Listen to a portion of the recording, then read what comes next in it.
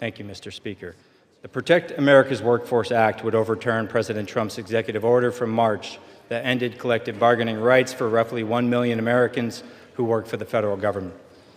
Since the order was made, the administration has ripped up more than 700,000 union contracts. The order was the largest act of union busting in American history, and it left our federal workforce more vulnerable to unfair treatment and political interference. I'm proud that since introducing this bill, it's won the support of 226 of my colleagues in this chamber. This majority includes Democrats and Republicans who recognize that collective bargaining is not a partisan issue. It's about fairness, dignity on the job, and a voice in the workplace. In his order, President Trump said ending collective bargaining was about protecting our national defense.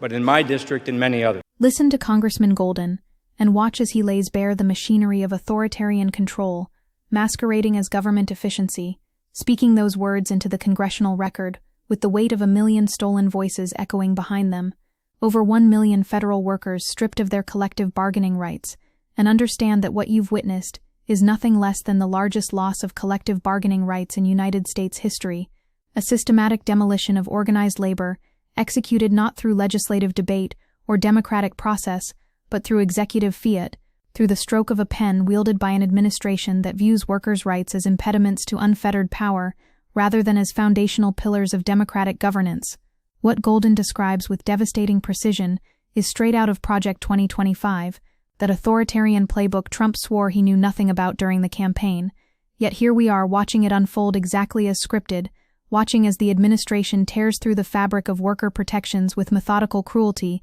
Then you need to understand the sheer audacity of what's happening, because this isn't just about labor policy, or bureaucratic reorganization, or even union membership in isolation. This is about fundamentally restructuring the relationship between power and accountability in American society, about creating a federal workforce so terrified and precarious that speaking truth to power becomes an act of professional suicide.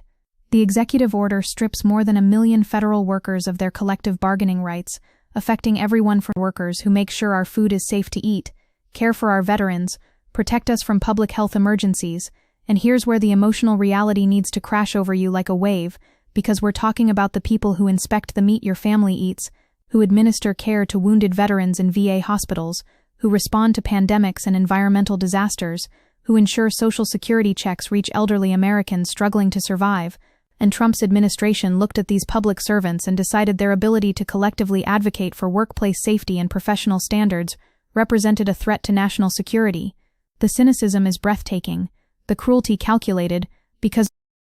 this order is punishment for unions who are leading the fight against the administration's illegal actions in court, a naked act of retaliation that federal judges have recognized as precisely what it is,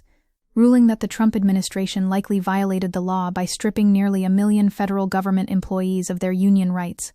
Think about the scope and you'll understand why this moment demands moral clarity beyond partisan calculation, because the Trump administration ended collective bargaining rights for 84.4% of the unionized federal workforce, or 1 out of every 14 workers nationwide covered by a union contract, an assault so comprehensive that it fundamentally alters the landscape of organized labor across the entire country. And the administration didn't even stop with the March executive order that Golden references. They kept going. The edict appends a March edict that seeks to outlaw collective bargaining for 2/3 of the federal workforce, adding more agencies just before Labor Day, in what can only be described as contemptuous mockery, doubling down on being the most anti-labor, anti-worker administration in U.S. history, according to union leaders who understand exactly what they're witnessing. But here's where the analysis needs to pierce through the comfortable distance of policy discussion and land in the lived reality of working Americans, because agencies announced termination of union contracts affecting thousands of EPA employees, more than 30,000 prison workers. The Department of Veterans Affairs announced it would terminate most of its union contracts with federal employees, meaning nurses caring for veterans, environmental scientists protecting communities from toxic contamination, correctional officers maintaining safety in federal prisons, all suddenly stripped of the collective voice that allowed them to advocate for safe working conditions and professional standards. Many workers fear with unions gone, they won't have a say in matters such as telework or family leave policies that make a difference to their quality of life, so federal employees are quitting now, abandoning careers in public service because the flexibility and protections that made those jobs sustainable for working families have been systematically eliminated. And let's be absolutely clear about the fraudulent justification Trump deployed to ram this through, because the White House claimed the Civil Service Reform Act of 1978 gives him the authority to halt collective bargaining at agencies with national security missions, a provision that has traditionally applied to certain employees at agencies such as the CIA, the FBI, or the National Security Agency, except Trump's order is more far-reaching and includes employees whose jobs touch on national defense, border security, foreign relations, energy security, pandemic preparedness, the economy, public safety, and cybersecurity, which is to say essentially every federal worker except the law enforcement unions that endorse Trump, because it notably excludes law enforcement, as police and firefighters will continue to collectively bargain. The selective application reveals the authoritarian logic at work here. Unions that support Trump keep their rights. Unions that dare challenge his illegal actions lose theirs. And if you think that's how labor law is supposed to function in a democracy, then you've fundamentally misunderstood what democracy means. The White House wasn't even subtle about the retaliatory nature of this assault. Their own fact sheet declared certain federal unions have declared war on President Trump's agenda, framing workers' constitutional right to challenge illegal executive actions in court as an act of war deserving punishment. After workers sued and spoke out about the unlawful evisceration of entire agencies, the Trump administration responded by trying to eliminate their collective bargaining rights, which represents such a brazen violation of First Amendment protections that judges immediately recognized it as unconstitutional retaliation. Yet the administration pressed forward anyway, confident that the conservative supermajority on federal courts would eventually give them permission to complete their demolition project. What makes this even more insidious is how it connects to Trump's broader Schedule F initiative, that Orwellian scheme to move 50,000 positions into schedule policy/career, making employees effectively at-will employees who can be fired for poor performance, misconduct, resistance to policy,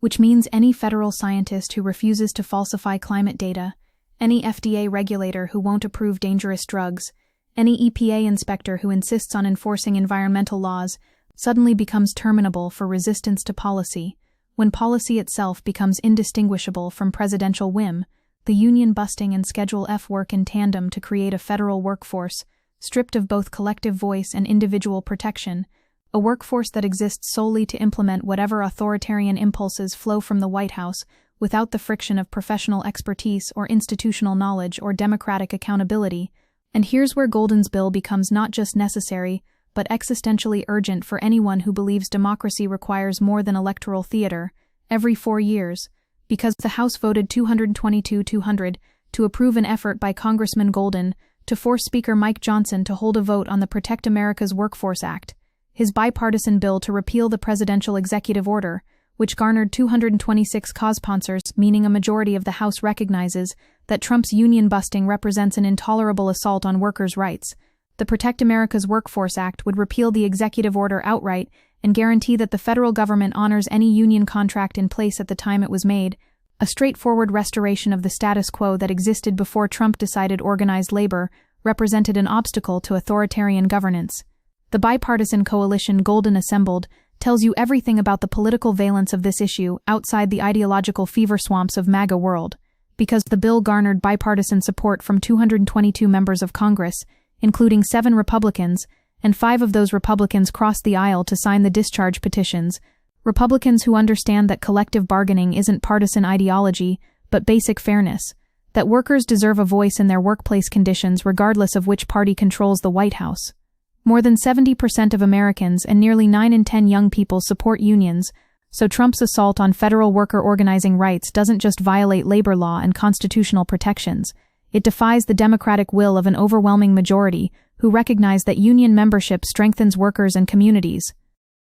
But the real bombshell that should electrify everyone paying attention is how nakedly this administration admits its anti-worker agenda when they think no one important is listening, because recent polling asked senior federal employees what they would do if the president gave them a lawful order they considered bad policy, and a plurality said they would ignore the order and do what they thought best, which the White House cites as justification for stripping protections, except pause for 1 second and recognize what they're actually saying. They're admitting that career federal employees with expertise in their fields believe Trump's orders constitute bad policy, that the professionals who actually understand how government works recognize Trump's directives as harmful, and rather than treating that as a warning sign that maybe the president's orders are in fact disastrous, they treat it as evidence that workers need to be terrorized into compliance. The malicious absurdity reaches its apex when you consider which workers lost their rights under the national security pretext, because Agriculture Department employees who train CBP workers on how to inspect agricultural imports for pests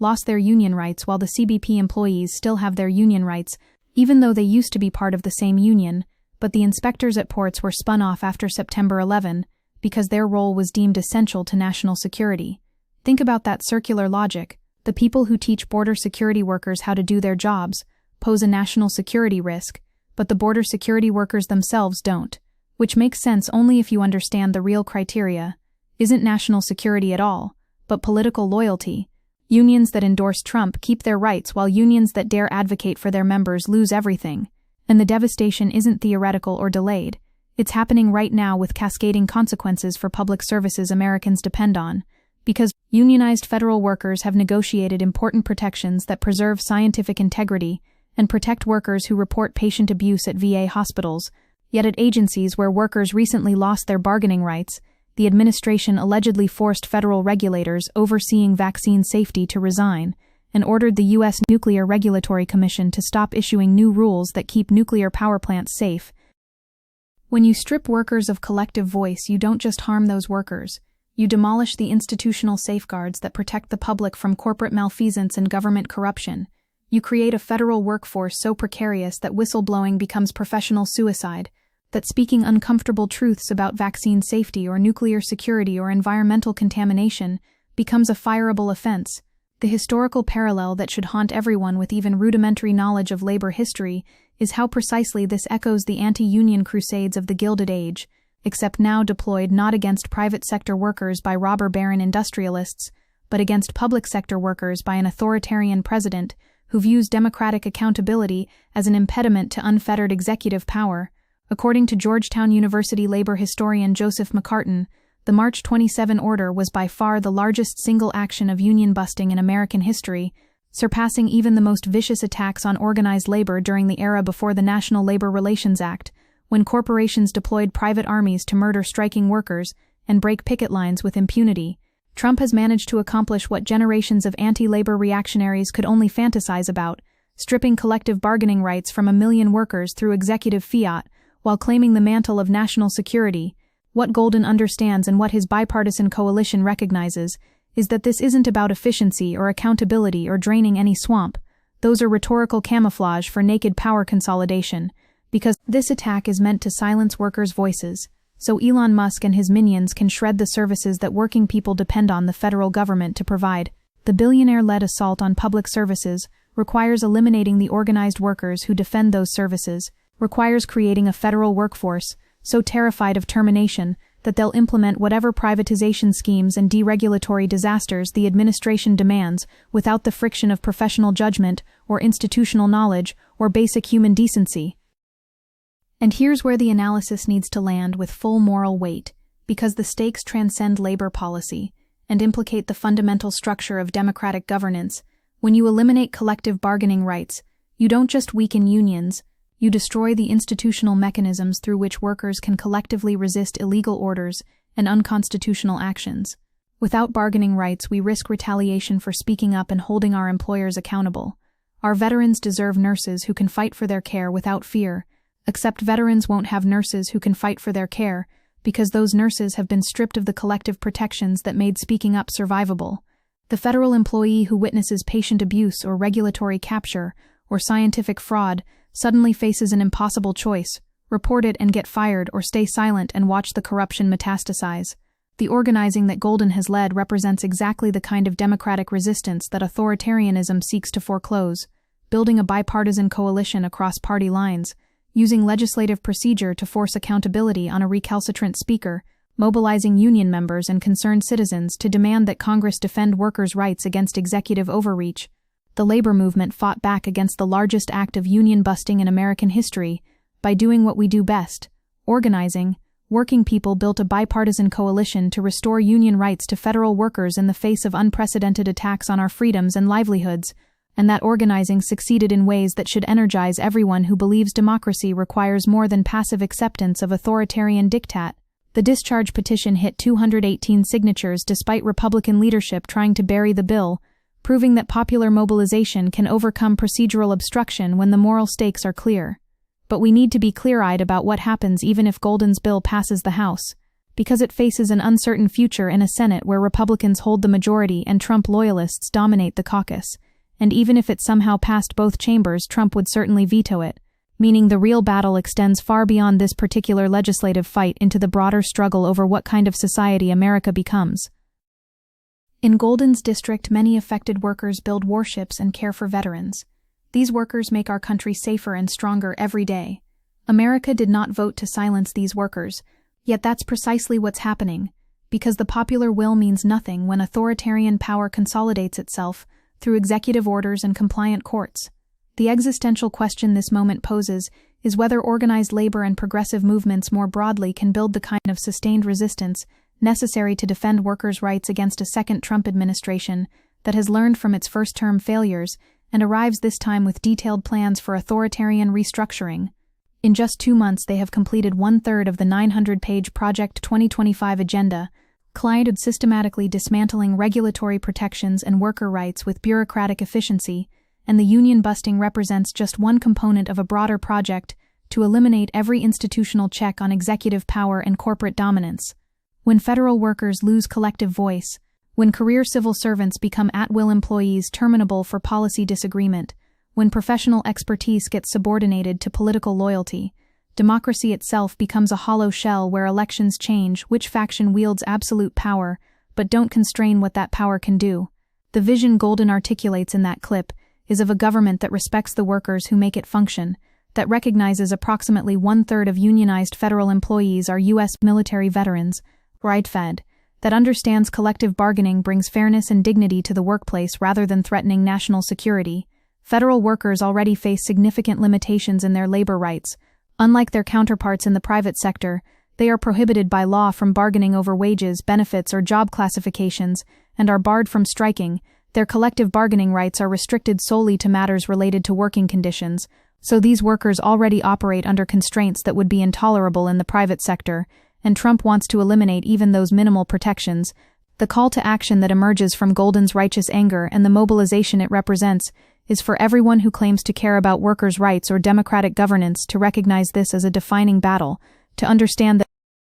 the labor movement fought back against the largest act of union busting in American history, and partially succeeded in forcing congressional action, but that the war extends far beyond this one bill into the sustained organizing and resistance necessary to defend working people against authoritarian assault. Call your representatives and demand they support the Protect America's Workforce Act. Join unions and progressive organizations building power to challenge Trump's agenda. Recognize that every attack on federal workers' rights represents an attack on the broader labor movement and democratic accountability itself. Because what you've witnessed in that clip isn't just congressional testimony about labor policy. It's a historical document capturing the moment when a bipartisan coalition stood up to say that American workers deserve basic dignity and collective voice, that 1 million federal employees won't be sacrificed to authoritarian ambition without a fight, that the largest union-busting operation in American history will face organized resistance from workers and their allies who understand exactly what's at stake. The outcome remains uncertain. The forces arrayed against working people are powerful and ruthless and backed by billionaire wealth. But Golden's success in forcing this vote proves that democratic resistance remains possible when movements organize with moral clarity and strategic discipline. The question is whether enough Americans recognize the stakes before the authoritarian project becomes so entrenched that resistance itself becomes impossible, whether we defend collective bargaining and worker voice while those institutions still exist, or watch them get systematically eliminated, and then wonder why democracy itself seems increasingly like a comforting fiction masking authoritarian reality.